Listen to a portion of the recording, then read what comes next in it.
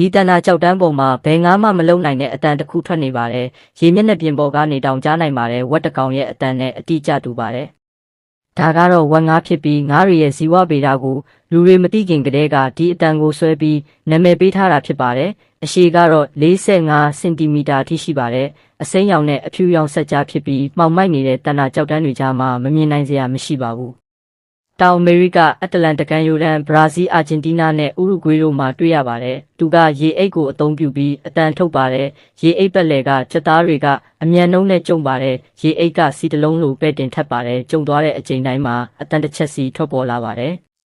အဲ့ဒီအတန့်ခွန်အားကရေထဲကိုဖြတ်ပြီးလှေခုံကိုကြော်ကလေတူတဲ့အထိရောက်ရှိသွားပါတယ်။သူကကမာကောင်တွေနဲ့ငါးငယ်လေးတွေကိုရှာဖွေစားတော့ပါတယ်။သူ့ရဲ့ဝက်လိုနာဒန်ကကြောက်ခဲချမ်းပြင်တွေကြားထဲမှာစက်ချက်ရှာဖို့အတွက်တိစောက်ထားတာဖြစ်ပါတယ်။သားကောင်ကိုအောက်ခံကြောက်ဆိုင်နဲ့ကပ်ပြီးခြေလက်ရှည်ထွက်လာတဲ့မေယိုနဲ့ဖမ်းယူပါတယ်။အစာစားတဲ့အခါမှာအဲ့ဒီအတန်ကပိုပြီးကျဲလောင်လာပါတယ်။ဘိုက်စာလားလေးစီတီးတန်လိုပိုမြန်လာလေးပါပဲအဲ့ဒီအတန်ကနေမြေပိုင်းချဖို့အတွက်လည်းသုံးပါတယ်အခြားအဖိုတွေကဒီအတန်ကိုကြားရင်အကွာအဝေးတစ်ခုမှရှောင်နေကြပါတယ်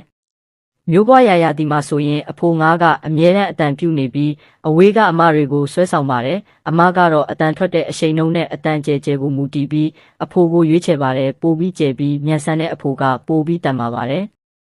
ဥတွေကိုကြောက်ဆောင်ပြင်ပေါ်မှာအနှောက်ထားပြီးအဖိုကရန်သူတွေကိုရဲရဲဝံ့ဝံ့ကာကွယ်ပေးပါတယ်ဥတွေပေါ်ကိုရေတွေအမြဲတမ်းဝင်အောင်ရမ်းပေးပြီးအနားကိုရောက်လာတဲ့ဘယ်ငါးကိုမဆိုအတန်နဲ့ချင်းချောင်မောင်းထုတ်ပါတယ်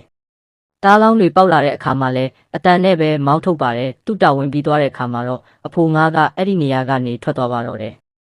ဒါကတော့အများအားဖြင့်တိတ်ဆိတ်နေတတ်တဲ့တန်တာကြောက်တန်းပေါ်မှာအတန်နဲ့စကားပြောတတ်တဲ့ငါးတစ်မျိုးပဲဖြစ်ပါတယ်